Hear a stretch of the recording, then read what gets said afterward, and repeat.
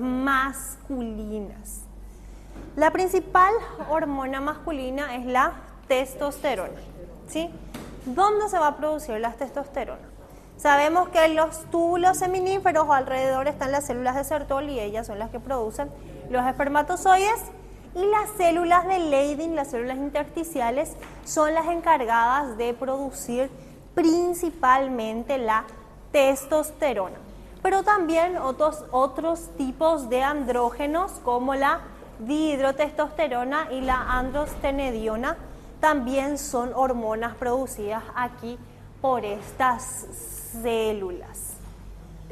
Cuando tenemos dos etapas o varias etapas importantes en esta producción, no es que toda la vida estas células de Leydig producen la testosterona principalmente, sino que es en la parte fetal, en la vida fetal y en la pubertad para adelante, o sea, en el proceso de la infancia, ¿sí?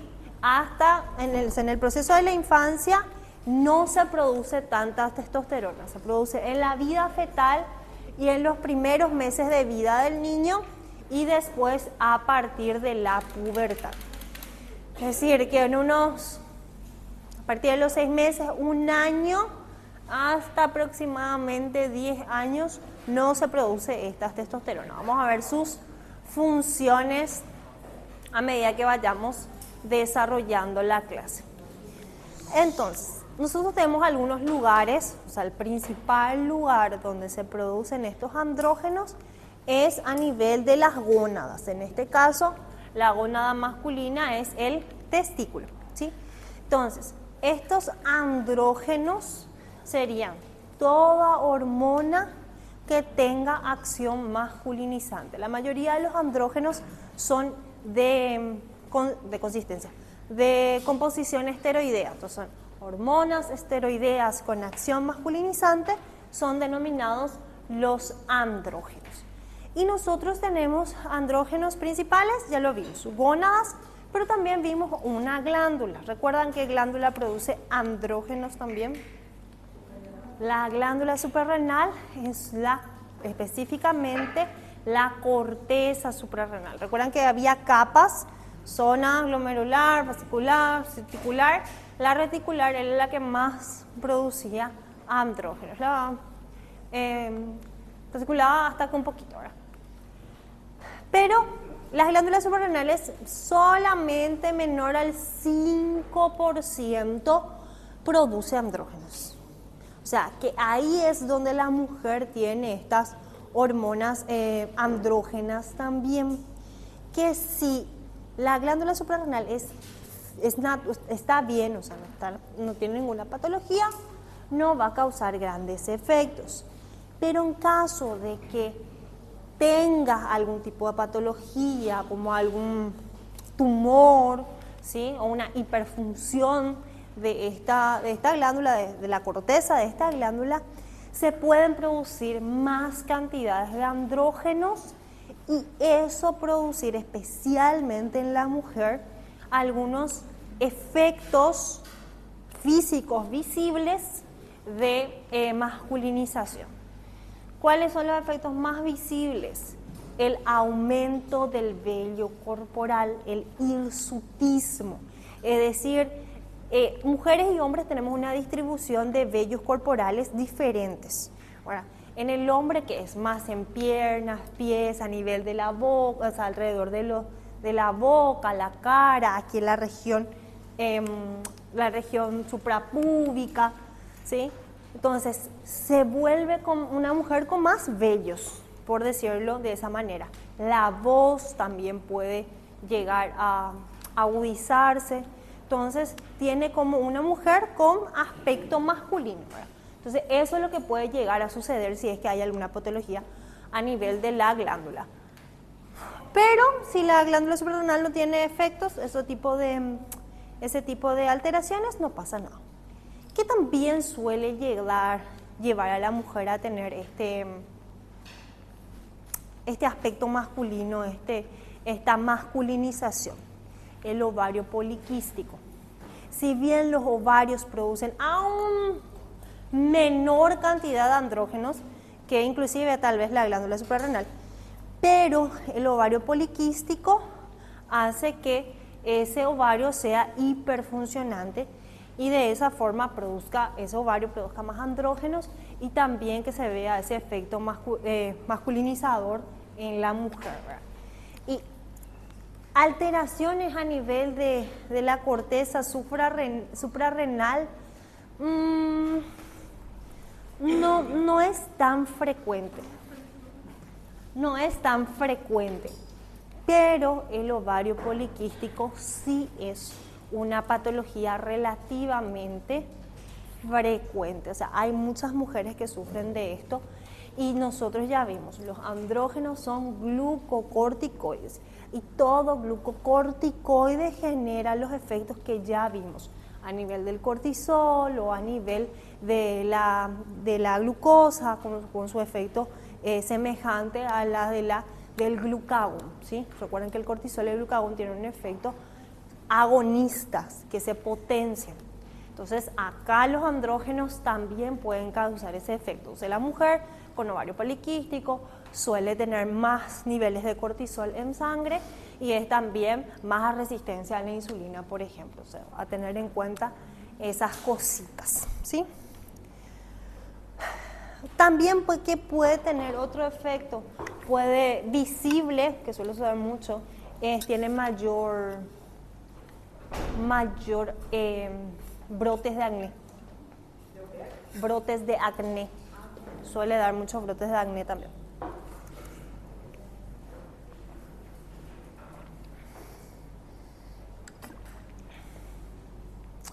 Bueno, esto ya sabemos.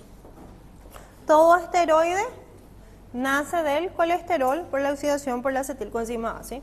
Entonces nace del colesterol y el andrógeno no es diferente. Bueno, además, la testosterona también vamos a ver que estimula la formación de espermatozoides. Como está muy cerca, o sea, las células de Sertoli y las células de Leydig están muy cerca una con otra, vamos a ver cómo la testosterona también estimula en cierta medida la formación de nuevos espermatozoides, ¿verdad? La espermatogonia que estuvimos viendo. Después, los estrógenos, no solo andrógenos se produce a nivel de los testículos, también los hombres pueden llegar a producir bajos niveles de estrógenos, ¿sí? También un poquito a nivel testicular. Entonces, principalmente los testículos producen andrógenos, pero también pueden producir pequeñas cantidades de estrógeno que es más que nada de nutrición, sostén y cosas así. No es que hace grandes funciones, al menos hormonalmente hablando, ¿sí? Ahora, ¿qué es lo que podría hacer el estrógeno, especialmente en la espermatogonia? Fíjense, dice las concentraciones de estrógeno en el líquido de los túbulos seminíferos, que es por donde el líquido espermático se va a ir drenando, ¿sí? Hace que haya esto, una mayor conversión en las células de Sertoli, ¿sí? Para la mayor producción de espermatocitos. Más que nada para eso, ¿sí? Para ayudar un poquito en lo que es la formación de espermatocitos por las células de Sertoli. Baja es la cantidad de estrógeno producida por el testículo, donde el hombre produce más cantidades de estrógeno a nivel del hígado. El otro lugar donde se produce estrógeno en el varón es a nivel del hígado y ese es tal vez el estrógeno más importante, ¿sí? Ahora, la testosterona, ¿qué es? Un tipo si es un andrógeno, es un esteroide. ¿Recuerdan dónde funcionan o dónde actúan los esteroides en su célula diana? Hormonas esteroideas, ¿dónde actúan? En el citoplasma, ¿sí? Las hormonas esteroideas son de componente, tienen su componente grasa. Entonces atraviesa directamente la bicapa lipídica y puede ir a actuar en el citoplasma. Su receptor está en el citoplasma. Pero recuerden que la testosterona se tiene que liberar del testículo al torrente sanguíneo y del torrente sanguíneo ir a sus células diana. Pero ¿cómo va a recorrer el torrente sanguíneo siendo que es grasa? Para eso están las proteínas plasmáticas. Entonces, la gran mayoría de las hormonas, especialmente la testosterona y los otros andrógenos, necesitan de su proteína transportadora, su proteína plasmática transportadora, que en este caso se le llama globulina transportadora de hormonas sexuales, que comparte esta función también, o sea, en el hombre va a ser transportadora de andrógenos y en la mujer va a ser transportadora de estrógenos, ¿sí? Pero ambas son proteínas plasmáticas, la globulina y la albúmina transportadora de hormonas sexuales. ¿Cuánto tiempo dura? Este sí dura un poquito más, porque recuerden que toda hormona unida a proteína plasmática tiene un mayor tiempo de sobrevida, porque tiene que salir, unirse a la proteína, transportarse, liberarse de la proteína y luego entrar a la célula diana. No es como las hormonas peptídicas, porque yo me tomo el tiempo de poner si es peptídica, si es glucoproteica, si es esteroidea, si es tiroidea, para el mecanismo de transporte, ¿sí? Mecanismo de transporte, dónde va a estar su receptor y demás. Por eso suelo especificarles durante el transcurso de la clase. En este caso ya les dije, receptores de la testosterona dentro de la célula diana, pero su transporte lo hace a través de proteínas plasmáticas, ¿sí? Dice, la mayor parte de la testosterona que se fija se va a convertir en dihidrotestosterona, especialmente ¿dónde? En la próstata y en el adulto en la próstata y en el feto a nivel de los genitales externos, que en este caso sería el testículo. Entonces, de esa forma es como que su forma mayor de utilización, ¿sí? Recuerden, por ejemplo, que la T4 se producía muchísimo, pero para usarse se convertían en T3. En este caso, la testosterona, cuando se fija a los tejidos, se va a convertir en su forma activa, que es la dihidrotestosterona, ¿sí? Una vez que ya entró a la célula, ya cumplió toda la función que tenía que cumplir, después va a haber un porcentaje que no se va a fijar y que va a ir en el hígado, ¿sí? Y es el porcentaje que no se fijó al tejido diana, va a ir al hígado a convertirse en estos dos, ¿sí? En la androstenediona y la dihidroepiandrostenediona, ¿sí? ¿Para qué? ¿Qué es lo que yo necesito? El hígado lo que hace es conjugar.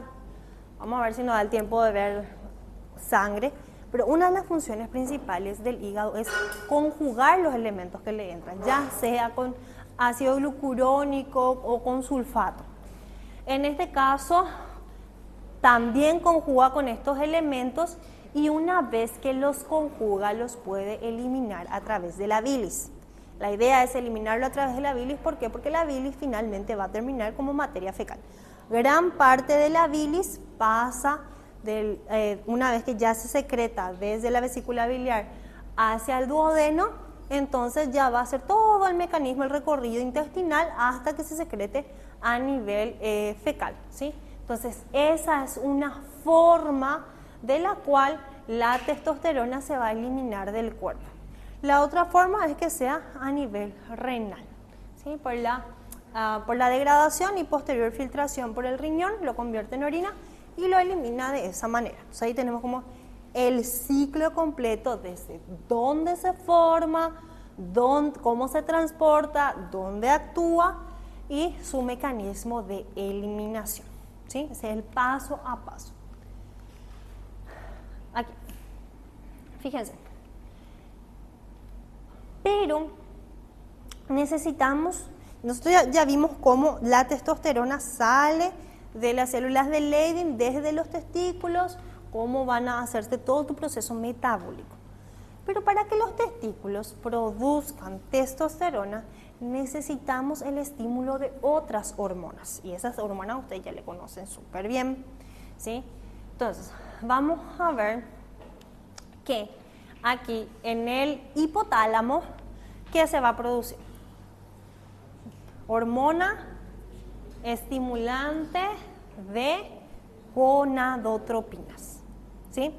La hormona estimulante de gonadotropinas, en este caso producida por el núcleo arqueado del hipotálamo, va a producirse y va, por todo su mecanismo que ya vimos de su sistema portohipofisario, va a pasar la hormona liberadora de gonadotropina, va a ir a la adenohipófisis, acá, va a ir a la adenohipófisis. ¿Y qué va a estimular la hormona liberadora de gonadotropina? ¿Qué va a estimular la adenohipófisis? La formación de hormona luteinizante y hormona folículo estimulante. Entonces, dos tipos de hormona. La hormona liberadora de gonadotropina estimula la adenohipófisis para que produzca hormona luteinizante y hormona folículo estimulante.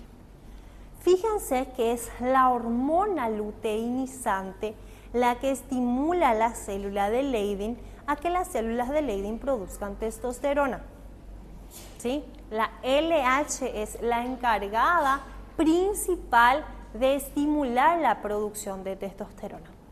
Ahora, la hormona folículo estimulante es más para la espermatogénesis, ya que la hormona folículo estimulante estimula las células de Sertoli para que las células de Sertoli produzcan nuevos espermatozoides. Pero vamos a ver también que tanto la FSH como la testosterona estimulan a las células de Sertoli a producir más espermatozoides, ¿sí? Todo esto lo hace a través de cascadas enzimáticas derivadas del AMP cíclico. Entonces, vamos a explicar todo otra vez. Muy bien. Ahora, vamos a ver bien potentemente. Esta es la diferencia que solemos preguntar. ¿Qué hace la LH y qué hace la FSH tanto en el hombre como en la mujer? ¿Sí? Porque la gonadotropina, la hormona estimulante de hormona liberadora de gonadotropinas hace lo mismo en ambos cuerpos. Estimula de hipotálamo a adenohipófisis. La adenohipófisis produce FSH y LH, ¿sí? Luteinizante y folículo estimulante. Ahora, una vez que salen de la adenohipófisis, estas hormonas, ¿qué hacen en el hombre y qué hacen en la mujer? Vamos a ver ahora qué hacen en el hombre, ya los vimos. Esto, por eso les volví a resaltar que la testosterona, ¿sí? O sea que la LH estimula las células de Leydig para que produzcan testosterona y esta testosterona va a ir a sus células diana a producir sus efectos androgénicos o masculinizantes.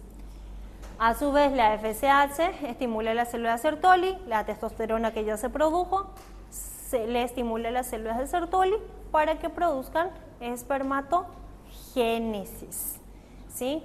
Principalmente la testosterona, pero puede ser sus otras versiones, ¿verdad? Dihidrotestosterona también cuando se convierte acá. Ok, sí. Mas quando existe o desequilíbrio hormonal de testosterona, então estrogênio e todas essas hormonas que são voltadas às glândulas, como acontece essa alteração a nível celular quando existe uma alteração muito grande e precisa de uma regulação?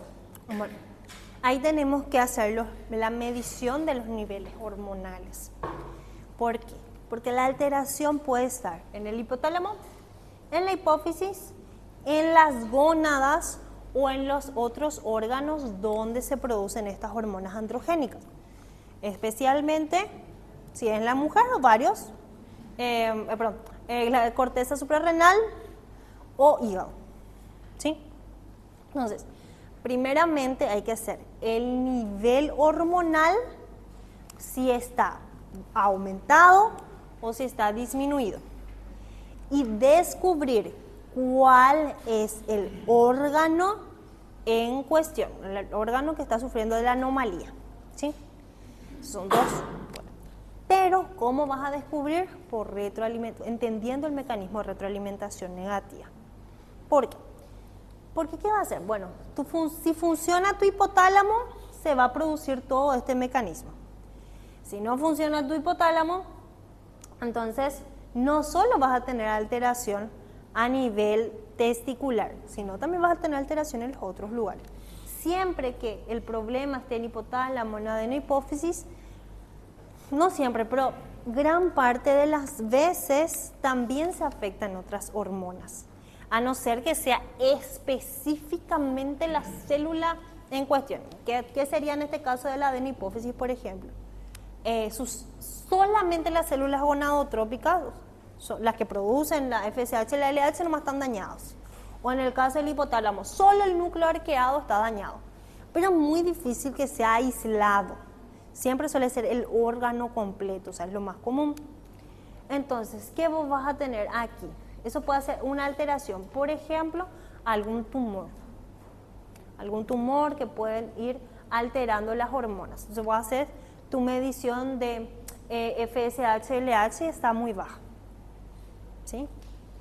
Puede ser que el problema esté a nivel de los testículos.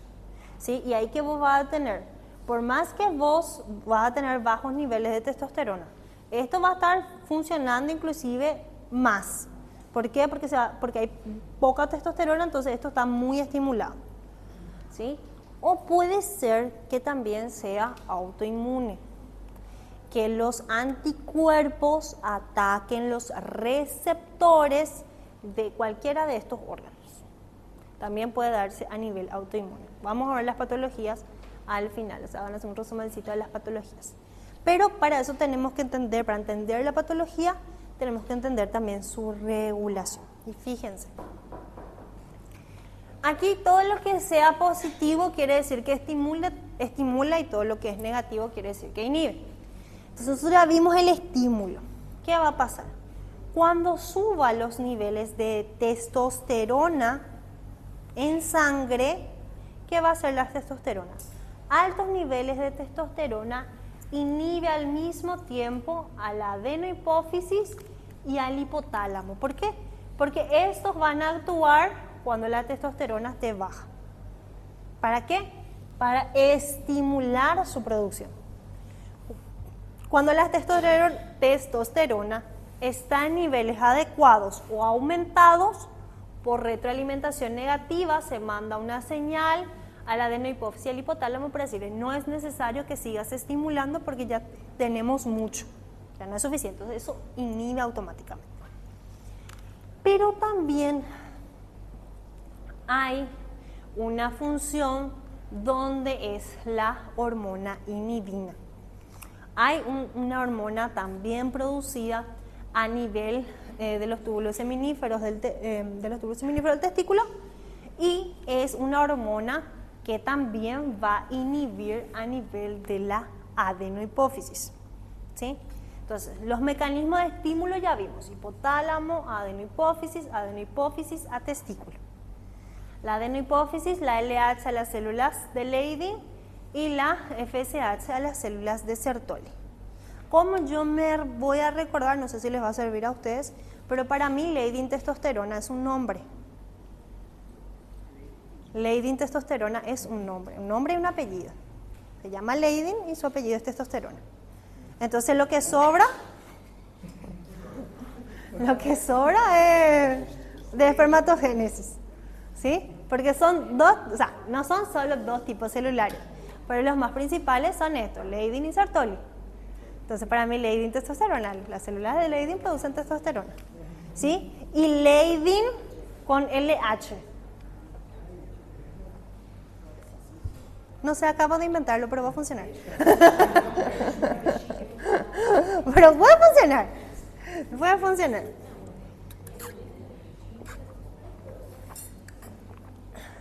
Y fíjense, yo soy muy visual, entonces tienen que tratar eso de hacer algún tipo de mnemotecnia, relación o algo para recordarse las cosas que son muy memoria. ¿Sí? Y para mí acá hay un exceso de S, Sertoli, FSH, espermatogénesis. Entonces, al menos yo me voy a recordar. ¿Sí? Entonces, ya vimos cómo la propia testosterona puede ser, los niveles altos de testosterona producen una retroalimentación negativa, inhibiendo al hipotálamo y a la adenohipófisis. Entonces, ¿qué pasa? Cuando se inhibe esto por mucho tiempo, en algún momento la testosterona va a hacer por su metabolismo, se va a eliminar el exceso. Y ahí la testosterona vuelve a bajar, los niveles de testosterona vuelven a bajar en sangre y se vuelve a estimular el hipotálamo y la adenohipófisis para que produzca el mismo proceso que ya veníamos viendo. ¿Por qué le decirlo así? ¿Quién era el modelo de la clase?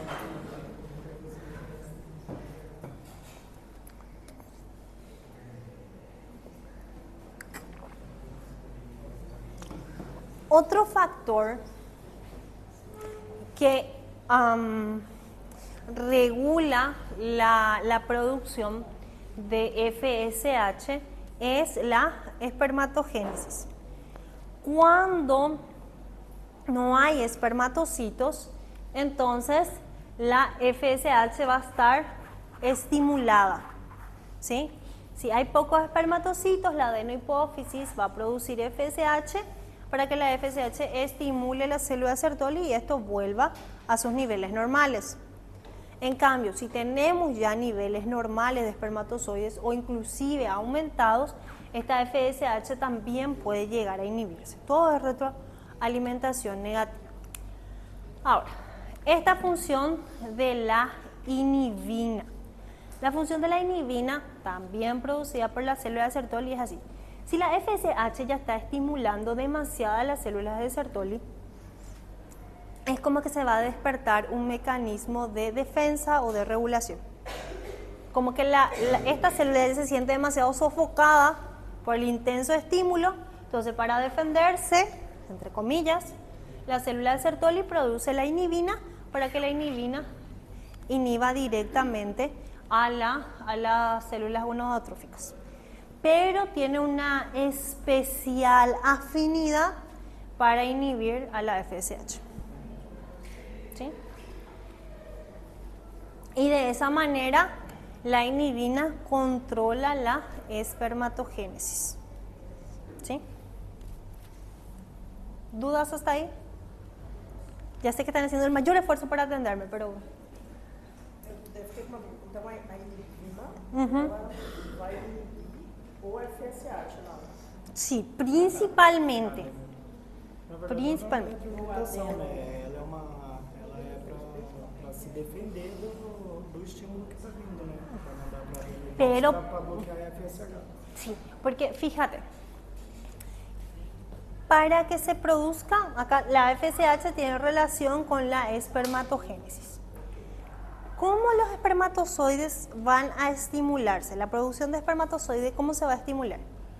Por la FSH y por la testosterona. ¿Sí? Ambos, este es su principal. Pero, si yo tengo buenos niveles, o sea, por ejemplo, en la niñez, los niveles de testosterona son bajos. ¿Para qué yo voy a producir tantos espermatozoides? ¿Sí? ¿Por qué? Porque esto es para dar vida. Nuestro cuerpo se prepara para generar nuevas vidas. Entonces, por eso es la relación que la testosterona también estimula las células de Sertoli y la FSH también estimula las células de Sertoli y ahí se producen nuevos espermatocitos. ¿Sí? Pero cuando el estímulo, especialmente el estímulo de la FSH es muy potente, para evitar que haya, porque pasa que si es muy potente, una de dos, se va a volver hiperfuncionante la célula o se va a cansar. Son etapas. Entonces, cuando algo está demasiado estimulado, el metabolismo de esa célula va a estar demasiado rápido, ¿sí? Que en un momento va a estar hiperfuncionante, pero después puede terminar cansándose y lo que funcionaba mucho, cada vez va a ir funcionando más poco. Entonces, por eso le digo como efecto de protección. O sea, no es que está siendo atacada, sino que como para regular, ahí las células Sertoli, las propias células Sertoli que reciben a la FSH, producen también la inhibina. ¿Sí? ¿Me siguen hasta ahí?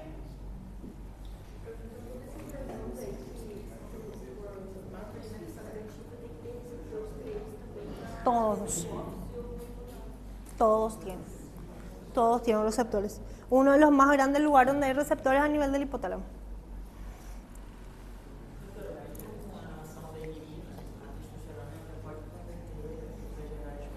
Puede, pero acordate que la inhibina, como actúa sobre la adenohipófisis, inhibe principalmente la FSH, pero en menor medida a la LH. ¿Sí? Sí, para que este siga estimulando, para que no termine la producción. Lo que nosotros queremos cortar es el exceso del estímulo. Bueno, entonces es como su mecanismo. Ahora, ¿qué es lo que va a hacer la testosterona en el cuerpo? ¿Cuáles son sus funciones? La testosterona es la que le da al cuerpo las características masculinas, tanto en sus caracteres sexuales primarios como en sus caracteres sexuales secundarios. ¿Sí? Dice, durante la vida fetal, los testículos son estimulados por la gonadotropina coriónica de la placenta para producir cantidades moderadas de testosterona durante el periodo fetal y durante 10 o más semanas después del nacimiento. ¿Cuánto sería 10 semanas?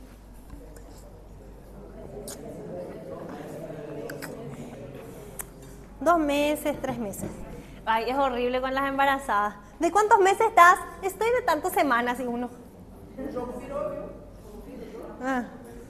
Ahora, los cálculos, siempre así con las embarazadas. ¿Cuántos meses estás? Tantas semanas.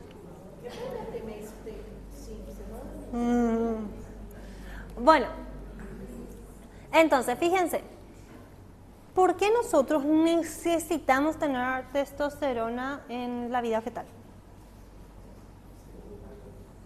¿Para qué se necesita tener testosterona en la vida fetal? ¿Para producir espermatozoides?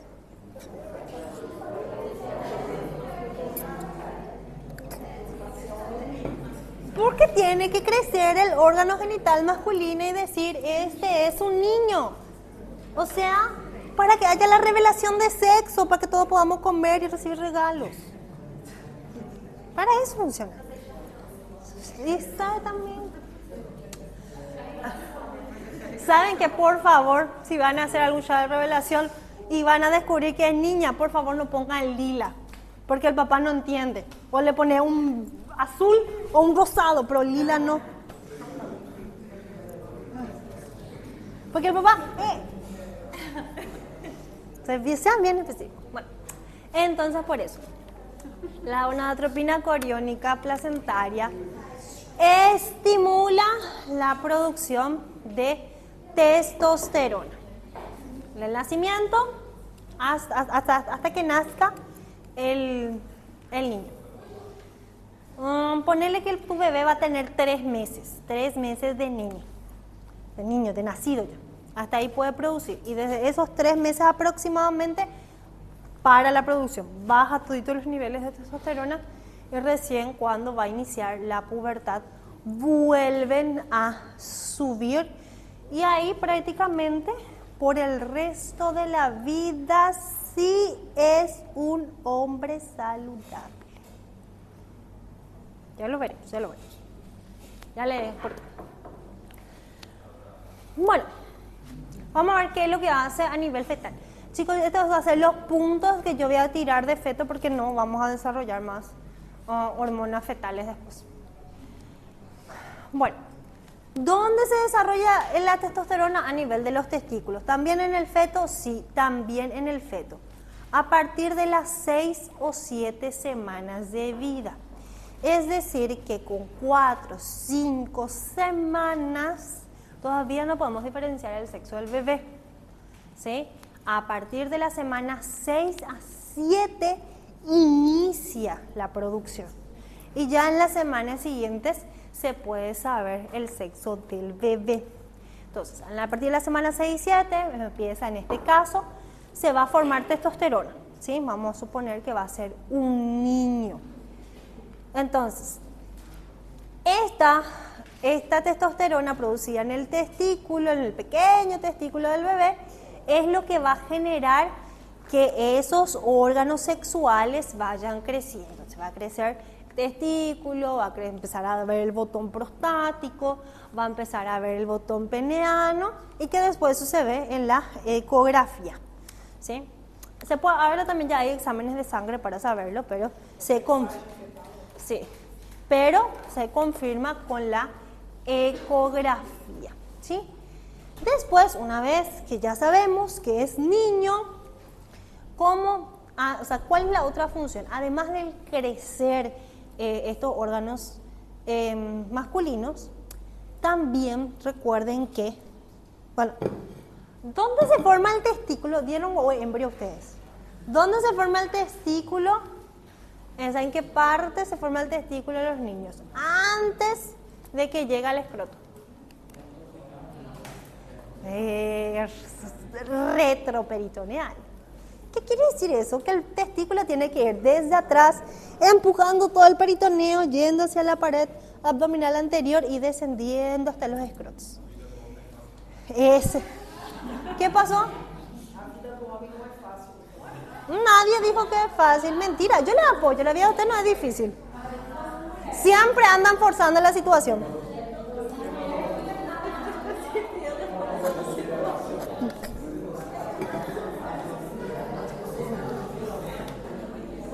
Y sí, porque es forzado, o sea, el proceso, pero aunque es chiste, es anécdota, tiene que ese proceso...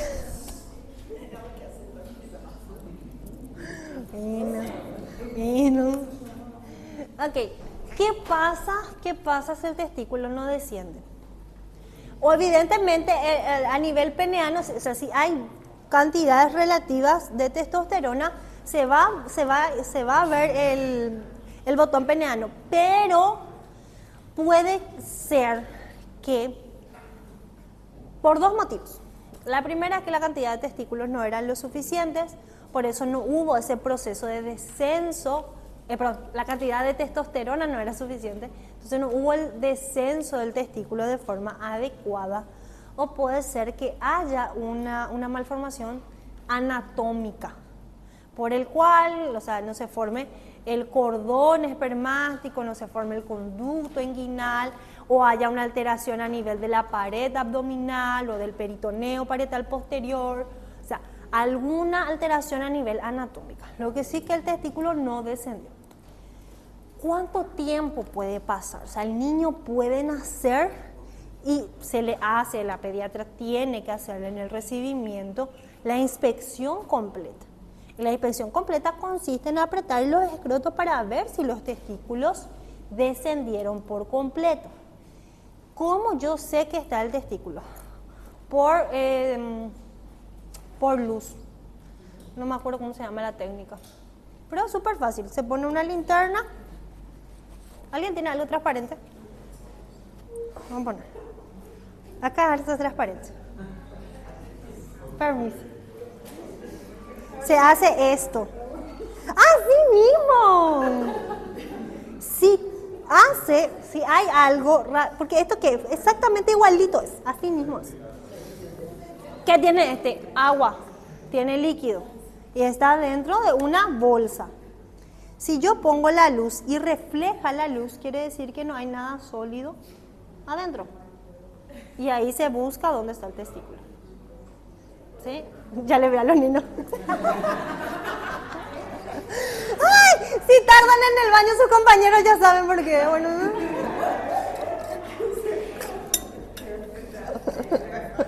es que se hace, esa es la técnica. Inclusive se hace en los adultos, gente. Se hace.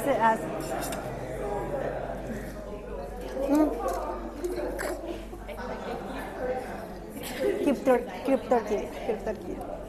Bueno, en teoría el descenso testicular ya tiene que estar completo a los 4 meses de gestación, ¿verdad? Pero como le digo, puede nacer el niño y tener esta falta de descenso de uno o de ambos testículos. Y hay que saber dónde se quedó el testículo ahí en el viaje. Quedó acá a nivel del conducto inguinal, quedó a nivel del abdomen, quedó dentro del nivel, en el retroperitoneo, ¿dónde quedó? Y se puede estimular el descenso testicular con la suplementación de testosterona hasta los primeros meses de vida. Si quedó a nivel del conducto es más fácil, pero si quedó a nivel abdominal se puede intentar hacer la suplementación, pero lo más probable es que sea a través de una cirugía, si es que se formó. Sí. Puede quedar estéril. Totalmente, la temperatura tiene muchísimo que ver. El exceso de temperatura, ambos, el frío extremo, el calor extremo, ambos pueden lesionar el testículo. La irrigación es súper importante, extremadamente importante es que tenga buen flujo. Toda la zona genital solo funciona bien de acuerdo al flujo sanguíneo. Si el flujo sanguíneo es adecuado, la oxigenación es adecuada, va a funcionar. ¿Por qué? Y no tiene que pasar mucho tiempo tampoco. Porque, ¿quién era que me dijo que... Thaisa, ¿vos no me contaste sobre un tema de torsión testicular? ¿Torsión? No, bueno. A mí me pasó en la... ¿Qué tría? ¿Yo qué? ¿Alguien me contó?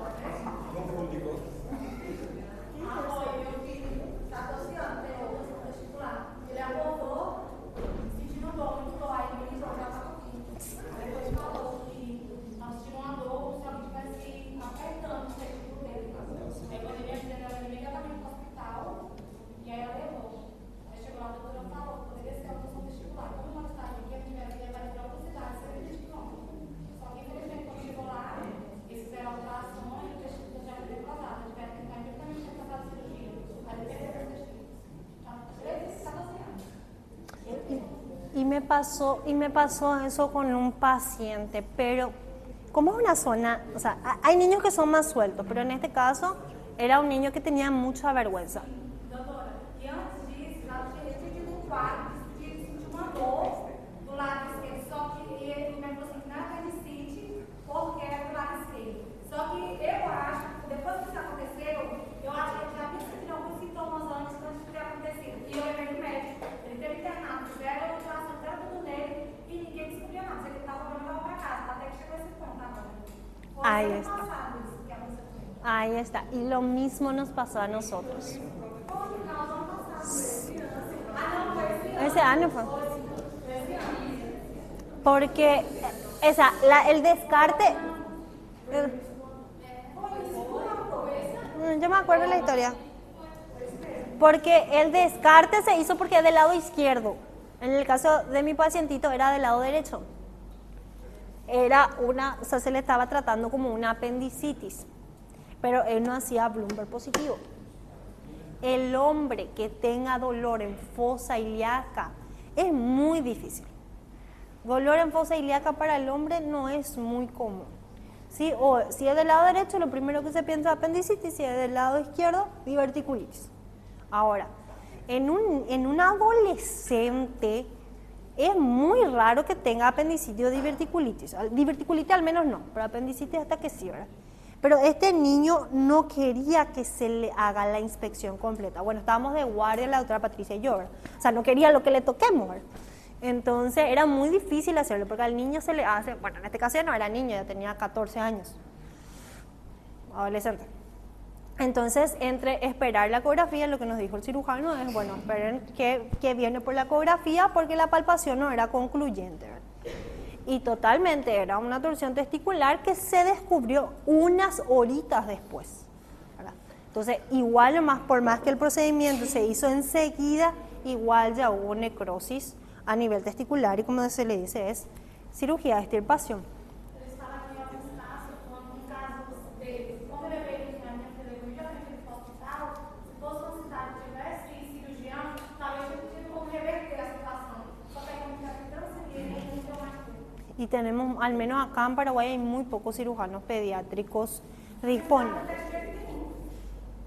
Entonces, eso tengan en cuenta.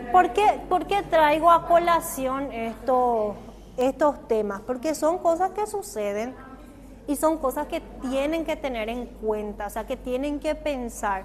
Dolor en fosa ilíaca, en el hombre, digo, piensen, apendicitis, diverticulitis o torsión testicular. En la mujer, ¿qué van a pensar? Apendicitis, rotura de folículo ovárico, porque el tratamiento es diferente. Y hasta que uno no se expone muchas veces a ese tipo de experiencia, no pone dentro de sus diagnósticos diferenciales como opción. Por eso así casos como estos que no suelen ser frecuentes, pero que es un diagnóstico diferencial súper importante, les hago traer como para que tengan en cuenta dentro de su experiencia. Porque imagínense a los 12 o 13 años perder los testículos. Es muy difícil, o sea, prácticamente la vida del paciente vos estás ahí determinando, o sea, el estilo de vida del paciente, ¿verdad? Por suerte Dios nos dio dos, tanto ovarios como testículos, entonces es que nuestro cuerpo está preparado para procrear, o sea, la idea es continuar la especie. Entonces se aseguró Diosito. Bueno, entonces, sí. No caso, quando acontece isso, no caso ele vai ter que fazer alguma, como é que fala? Suplemento. Reposição de hormônio? Sí, hay que hacerle cada tanto su dosaje y de acuerdo a su dosaje hacer la reposición. ¿Sí? ¿Por qué? Porque de acuerdo a la cantidad de testosterona que tenga se va a saber cuánto se le va a suplementar. Agora eu queria que ele pra casa levar ele não é endócrino, né? Urologista. Primero con el... Sí. Aconteceu esse ano. Eu lembro que até quando ele fazia esse trabalho de histologia. Então eu não tive nem tempo de ir na minha pele e saber de nada, porque eu tive que voltar pra cá. Aí esse ano agora eu vou pra casa, eu vou levar ele pra Sí. ver como ele tem que cuidar dele de casa. Hacerle primero su consulta con el urologista y que el urologista le derive con el endocrino si fuese necesario. Sí, ese sería el ideal. La suplementación con testosterona. Pero como no fue bilateral, ¿verdad? No fue los dos lados. Sí. No, es lo que quiero que tenga hijos. Yo quiero ser abuela. Yo quiero ser abuela. Bueno. Ay, capo. Bueno, sigamos. Entonces, aproximadamente a los 4 meses ya está completa toda la formación. Pero la testosterona no solo estimula la formación de los testículos, sino de todos los órganos sexuales masculinos, a la vez que suprime la formación de los órganos femeninos. Entonces, los altos niveles de testosterona hace que aumente órganos masculinos, disminuya órganos femeninos. Porque antes de las 8 semanas de vida es todavía indiferenciado. Al menos para lo que se pueda mirar. ¿Sí? O sea, en ese momento puede ser no binario. En ese momento. Allá, en las 4 semanas de vida más o menos. Porque el cromosoma ya está. El cromosoma ya dice qué es, solamente que no es visible embrionariamente. Ahora, con los estímulos hormonales, eso que está guardado en el cromosoma se evidencia en el embrión, con las semanas de vida. ¿Sí? Entonces, eso. Ahora, ¿cuáles son los órganos sexuales primarios? Los primarios se refieren más a todo lo que es órgano sexual masculino, ¿sí? Ahí se refieren más los caracteres primarios. Los caracteres secundarios ya son como la consecuencia en otros órganos, ¿sí? Por alguna razón que no se sabe exactamente cuál es, en determinada edad, que suele ser aproximadamente a los 10 o 11 años en el varón, se despierta un estímulo a nivel del hipotálamo y de la adenohipófisis para producir las hormonas que estuvimos viendo y finalmente estimular la producción de testosterona. Entonces, al aumentar la producción de testosterona a esta edad, empieza a estimularse, parte de acá, fíjense, aquí empiezan a producirse varias testosteronas, lo que hace que el testículo sea hiperfuncionante, lo cual el testículo aumenta de tamaño. El aumento del testículo por la mayor producción de testosterona también está generando mayor producción de espermatocitos. O sea, por todos lados el testículo está aumentando su producción, por ende el volumen del órgano también, lo cual eso se va a distribuir y va a aumentar todos los órganos sexuales primarios, de todos los órganos sexuales del varón, ya sea órganos internos principalmente, y posteriormente se evidencian órganos externos, ¿sí? Entonces esa es la explicación.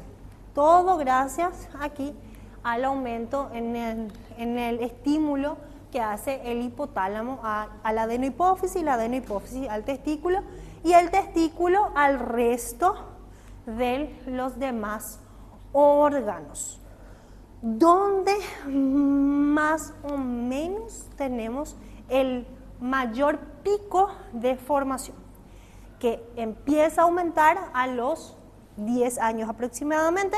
Antes la formación es todo de la hormona de crecimiento prácticamente, pero a partir de los 10 años ya se encarga la testosterona y es prácticamente hasta los 20 años, 20 a máximo 25 años, o sea, que lo máximo que vamos a crecer en cuanto a altura y tamaño de órganos es hasta máximo 25 años. Después ya tendemos a empezar a degenerar otra vez, ¿verdad? Después lo que podemos crecer así, ¿verdad? Pero así ya no, de anchura lo que podemos crecer, ¿sí? Entonces, esos son los principales caracteres sexuales primarios. Los caracteres sexuales secundarios también estimulados por la testosterona. Empieza a aparecer el vello corporal, a nivel de axilas, a nivel de genitales, a nivel de la barba, ¿sí?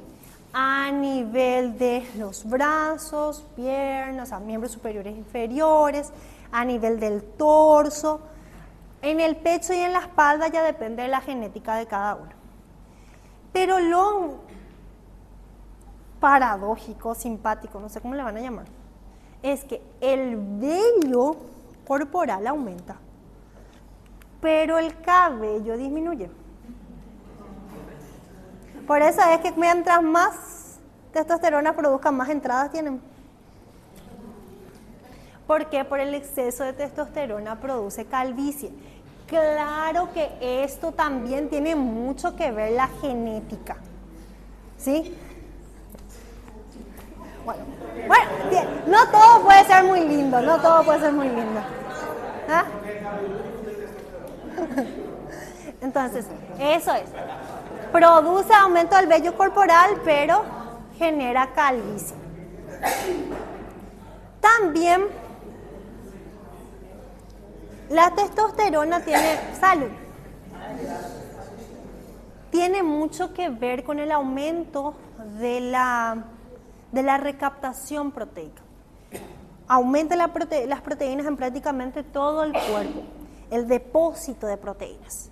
Y uno de los lugares donde grandemente se deposita proteínas a causa de la testosterona es en la laringe. Por eso el hombre, cuando empieza en la adolescencia, le cambia la voz. Primero una voz medio extraña, muy rara, ¿sí? Pero poco a poco se va volviendo en una voz más aguda. Por eso también el hombre tiene una manzana de Adán más prominente que la mujer. ¿sí? Entonces el acúmulo de proteínas a nivel de la laringe produce una hipertrofia y con eso se va agudizando la voz. Este mayor depósito de proteínas también se da a nivel muscular. Entonces, por ende, el hombre con más testosterona o más producción de testosterona tiende a tener mayor musculatura. Sí, recuerden que el aumento de la musculatura hace que haya mayor gasto energético. Por eso, en teoría, los hombres cuando hacen actividad física, especialmente musculación, bajan más rápido de contenido graso que las mujeres. Queman más rápido la grasa y aumenta más rápido el músculo por los efectos de la testosterona. Eso. Claro.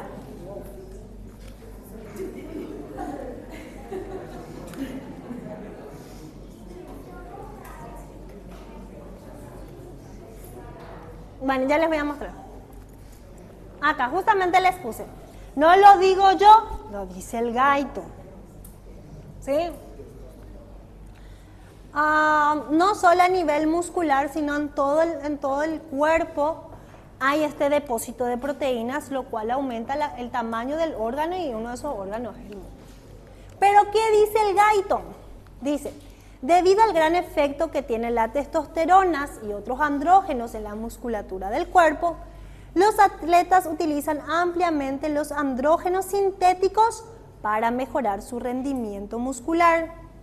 Esta práctica debe ser enérgicamente condenada debido a los efectos nocivos prolongados del exceso de andrógenos. Lo dice el gaito, no lo digo yo. Cúlpenle a él, el estudio.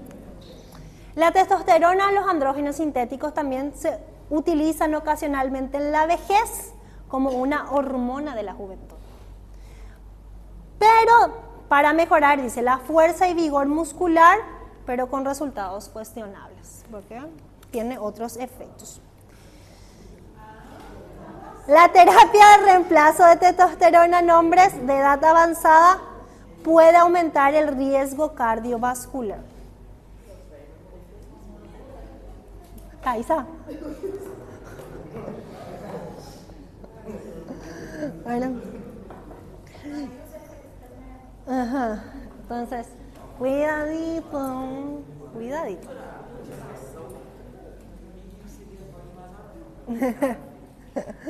No, justamente. ¿Alguien aquí es músico? ¿Músico? No, solo.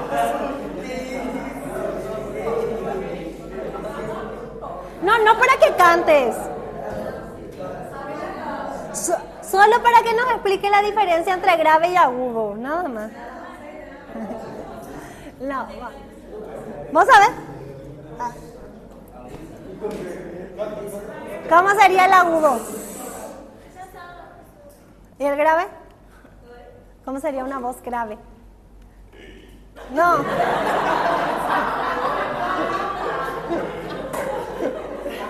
Esa es una voz aguda.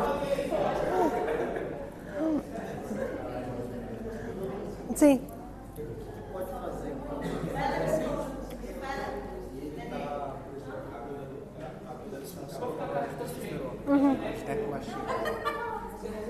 Bueno, ¿qué pasa si un niño tiene alguna alteración hormonal donde tiene ginecomastia?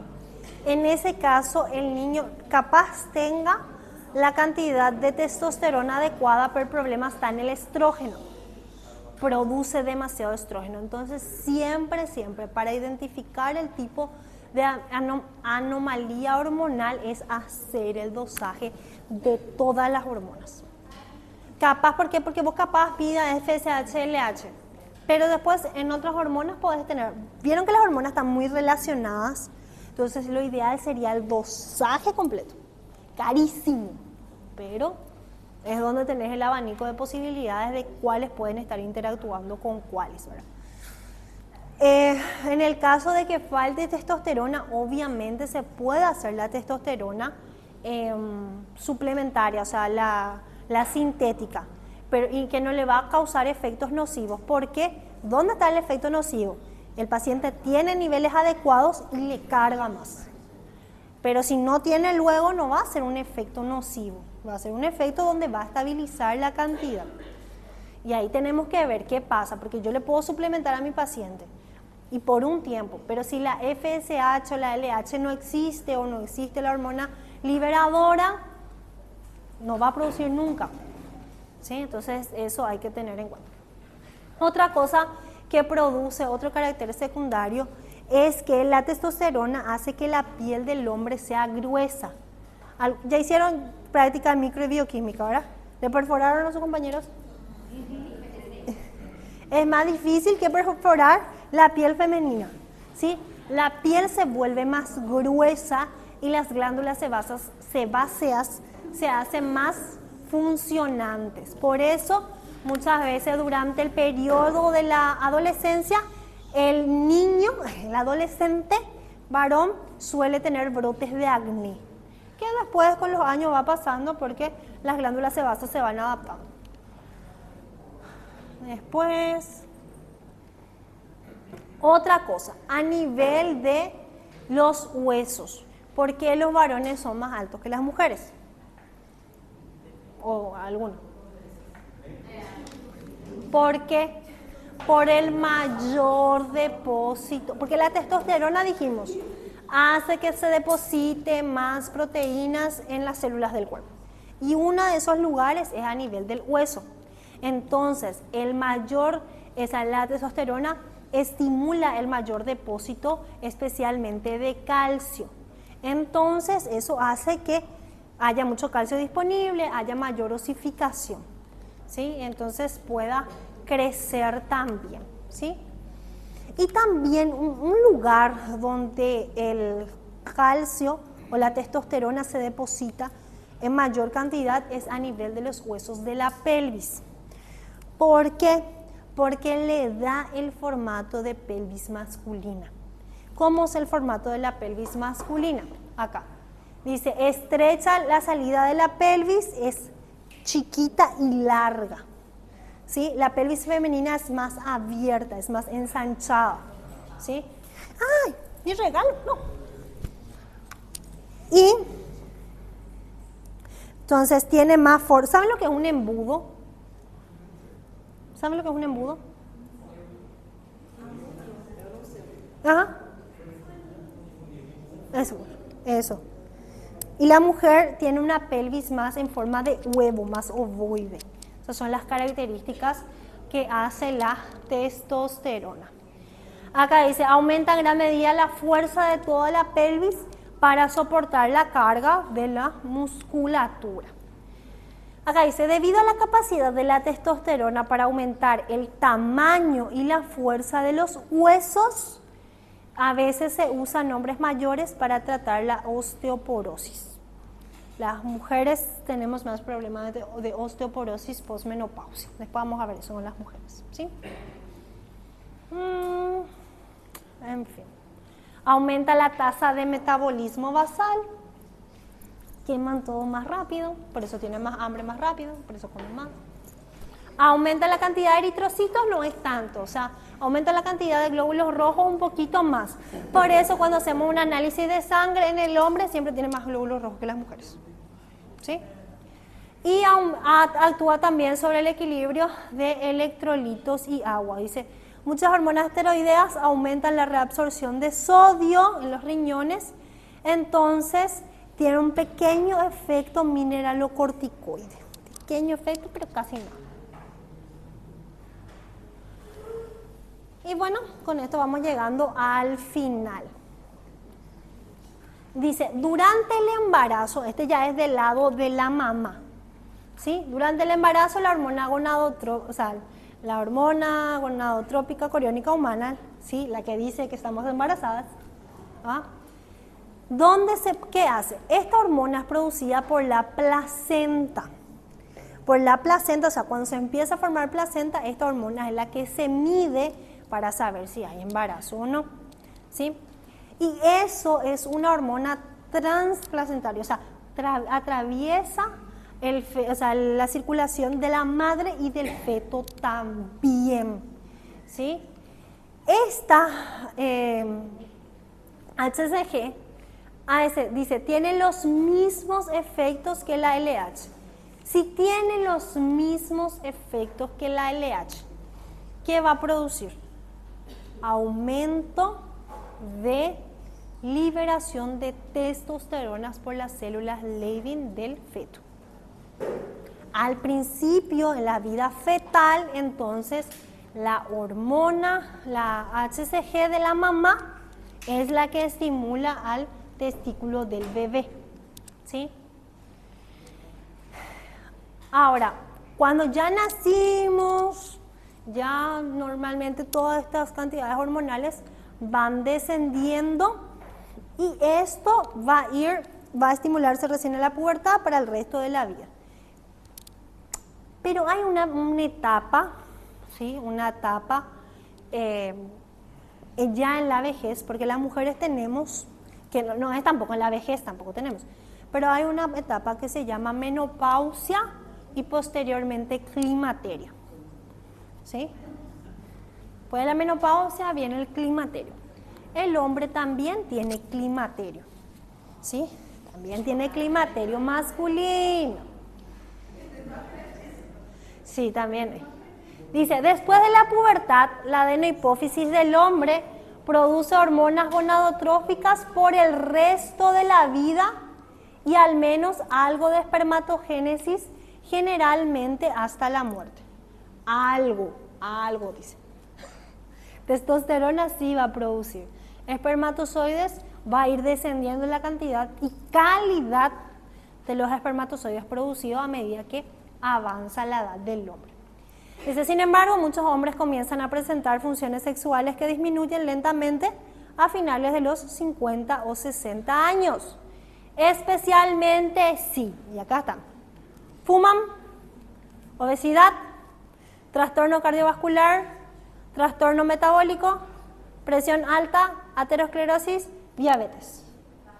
¿Qué quiere decir? Que la gran mayoría de esto tiene que ver con el estilo de vida.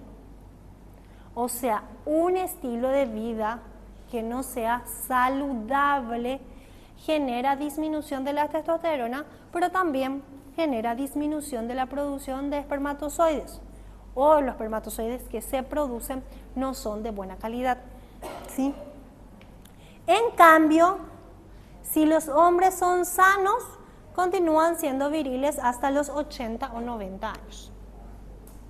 O sea, depende de cómo se cuiden, ¿sí? Si quieren prolongar la especie, vamos a comer bien y hacer ejercicio.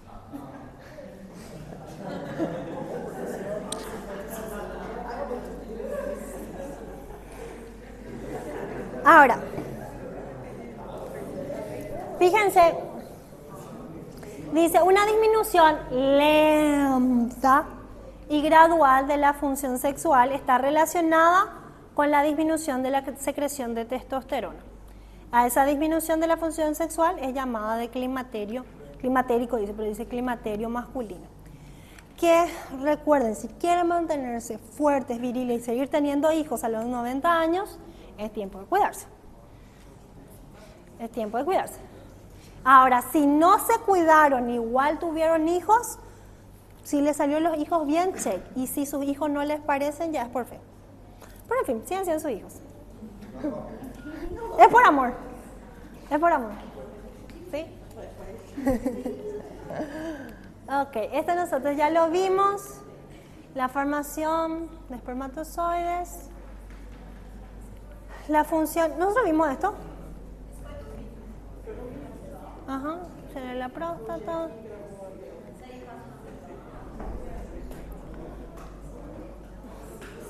Les dejo, acá, bueno, que yo les voy a dejar porque quiero que hagan la tareita. Al final, el libro también habla del proceso hormonal y neurológico que sucede durante el acto sexual. Son 1, 2, 3 diapositivas. ¿Quieren que le dé? Igual. Bueno, vamos a ver. Vamos a entender qué hora es. Ah, no, estamos con tiempo. Estamos con tiempo. Ok. Pero son 3 nomás, ya termina.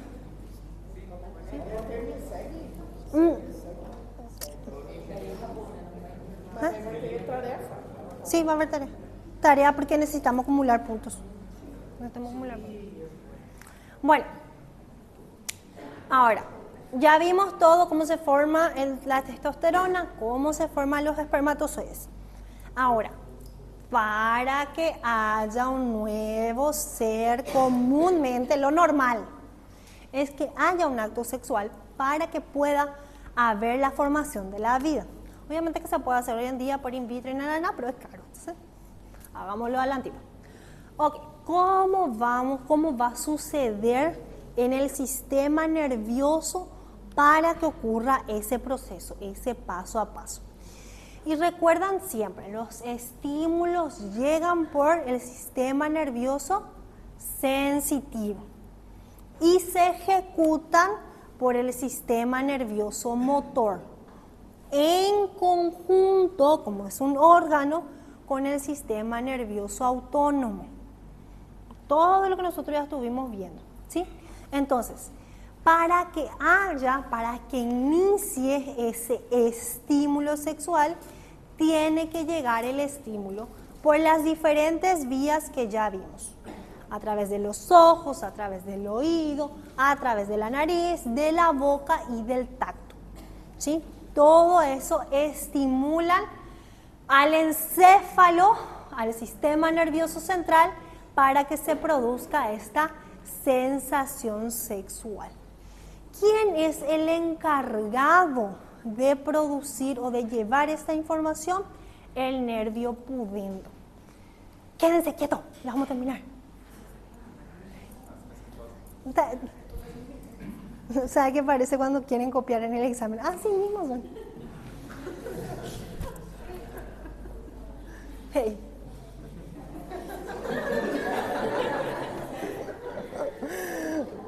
Ustedes y sus técnicas. Bueno, el nervio pudendo, formado por la unión de los plexos, o sea, por el plexo sacro. Justamente hoy estamos viendo eso. S2, el nervio espinal sacro 2, envía una rama al nervio espinal sacro 3 y ahí se forma el nervio pudendo, que es un nervio mixto, es decir, lleva información motora y trae información sensitiva. Entonces, pasa del nervio pudendo al plexo sacro la información y por el plexo sacro ingresa a la médula espinal y sube la información a nivel del encéfalo. La información de la sensación sexual o el estímulo se da a través de esta vía, ¿sí? La vía nosotros la vimos, las vías que suben, ya no vamos a repetir otra vez esa parte, ¿sí? Así llega a enterarse el sistema nervioso central, o sea, el encéfalo, de que hubo algún tipo de estímulo, ¿sí? Luego, como respuesta a ese estímulo, suceden los reflejos, ¿sí? Dice, el acto sexual masculino es el resultado de mecanismos reflejos en la médula espinal sacra y lumbar. Y estos mecanismos pueden iniciarse mediante estimulación psíquica del cerebro o estimulación sexual real de los órganos sexuales o de diferentes órganos, pero realmente se tendría que ser o debería ser la estimulación de ambos. O sea, en teoría puede ser un estímulo real o puede ser un estímulo imaginario. Recuerden que nuestro cerebro no entiende la diferencia entre real e imaginario. Todo lo toma como real, ¿sí? Ahora, son 3 etapas importantes, las que ocurren para que ocurra el acto sexual. La erección es parte del sistema nervioso parasimpático. ¿Por qué? ¿Por qué parasimpático y por qué no el simpático? Cuando necesitas sobrevivir, bueno, depende de qué tanto te guste la adrenalina, ¿verdad? Pero sí. No voy a usar ese ejemplo, sigamos otro ejemplo. Sí, porque ahí de todo depende del gusto. Ay, no me voy a meter, ese ya es el gusto de cada uno, ustedes saben. Bueno, pero en teoría tendría o funciona el sistema nervioso parasimpático. Después va a actuar el simpático, después va a actuar. Pero para el estímulo real, dice, la erección es causada por impulsos parasimpáticos que pasan desde la médula a nivel del sacro a través de los nervios pélvicos hasta el pene. O sea, la región de nervios pélvicos es más del plexo lumbar, ¿sí?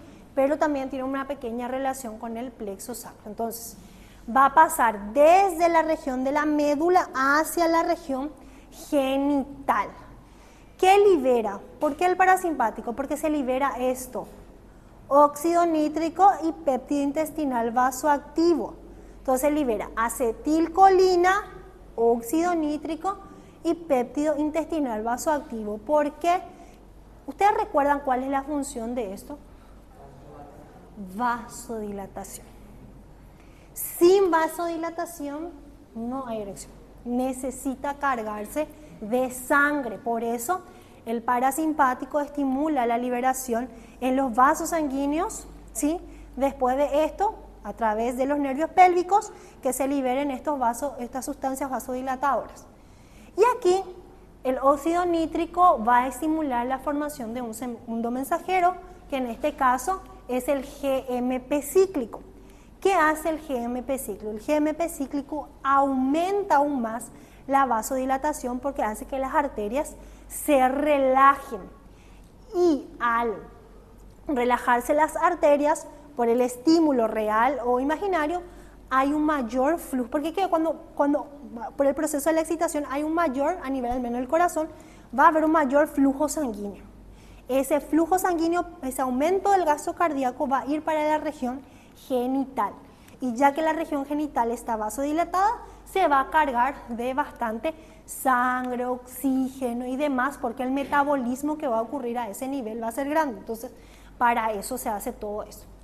Entonces, se cargó de sangre, aumenta el flujo sanguíneo y luego, en algún momento, esto va a generar, por el aumento del flujo sanguíneo, el proceso de la erección. Entonces, el tejido eréctil del pene en condiciones normales está vaciado de sangre, pero bajo estos estímulos se van a dilatar, haciendo que la presión arterial a nivel del genital aumente, ¿sí? Y eso hace que aumente, o sea, que la arteria se vasodilate, pero la vena se obstruya. ¿Por qué? Porque si al mismo tiempo que llega a la arteria drena la vena, no va a haber una carga en los cuerpos cavernosos, ¿sí? Entonces, ¿qué hace? Llega el flujo de arteria y se obstruye la vena. Entonces, ese mayor flujo de sangre reteniéndose, esa es la forma en la que se retiene la sangre, ¿sí? Luego, entonces, eso va a generar la erección. Otra cosa que genera los nervios parasimpáticos, dice, durante la estimulación sexual, los impulsos parasimpáticos, además de promover la erección, hace que las glándulas de Cooper y las vulvoretrales secreten moco. Para que el acto sexual, ambos, tanto femenino como masculino, liberan esta producción mucoide para que haya mayor lubricación durante el acto. Dice, este moco fluye a través de la uretra durante el coito para ayudar a la lubricación. ¿Por qué? Porque para que tengamos vida necesitamos una relación sexual más placentera. Y para que haya placer no tiene que haber dolor. Tanto. Después me van a entrar en discusión y la gente que se le dio la profe y eso, bueno, en términos generales normales. Luego, una vez, ¿qué es la idea? Una vez que hay el coito, termina con el proceso de la eyaculación. Que ahí sí ya empieza a actuar el sistema nervioso simpático, ya para el proceso final. Dice, la emisión y la eyaculación son la culminación del acto sexual masculino. Cuando el estímulo sexual se vuelve extremadamente intenso, los centros reflejos de la médula espinal comienzan a estimular al sistema nervioso simpático desde T12 a L2. ¿Qué pasa? este estímulo simpático llega hasta los órganos genitales por el plexo hipogástrico y por el plexo simpático pélvico. Y este estímulo de estos dos plexos son los que provocan el proceso de la emisión. Fíjense, emisión es una cosa y eyaculación es otra. Entonces, la emisión comienza con la contracción de los conductos deferentes y la ampolla del conducto deferente para provocar la expulsión de los espermatozoides por la uretra. Recuerden que es uno de los lugares donde tenemos guardado esa cantidad de esperma con todo ya formado. Se supone que ya está todo formado como para ser utilizado. Dice, luego las contracciones de la glándula prostática, seguidas también de las contracciones de la vesícula seminal, expulsan el líquido prostático y seminal hacia la uretra, forzando a los espermatozoides hacia la región anterior. Entonces, de todos lados, ya de los epidídimo, conducto deferente, glándula prostática, vesícula seminal, todos contribuyen a formar el esperma que va a ser eliminado. Dice, todos los fluidos se mezclan en la uretra interna con el moco que también es secretado por las glándulas vulvoretrales. Entonces, todos los líquidos forman el conjunto del semen. Ahora, ya que la uretra interna está cargada, ya está cargada luego de sangre, más está cargada del líquido seminal, o sea, en este caso ya es semen, ya no es solo líquido seminal. Entonces, todo eso envía aún señales mucho más potentes a los nervios pudendos. Otra vez, una señal de estímulo, una señal sensitiva. Entonces, ¿qué es lo que hace el nervio pudendo? Ya vimos. El nervio pudendo lo que hace es estimular finalmente al encéfalo aún más. Entonces, hay una gran contracción, una contracción generalizada a nivel del pene como a nivel de los músculos de la cadera. Entonces, para liberar la presión, porque la presión es alta, entonces para liberar la presión se hace la expulsión y ahí recién es la eyaculación, que es hacia el exterior, ¿sí? Una vez que se haya generado el proceso de la eyaculación, termina el proceso de excitación del hombre en 1 o 2 minutos y finalmente al término se le llama resolución. Y ese es todo el conjunto, ¿sí? Y que pasa otra vez un tiempo hasta que porque la presión tiene que volver a bajar, el corazón se tiene que volver a regular, o sea que el cuerpo tiene que entrar otra vez en un descanso para un próximo proceso. Y colorín colorado, hasta acá los hombres colaboraron para generar nueva vida. Hasta acá la colaboración. Bueno, ahora sí.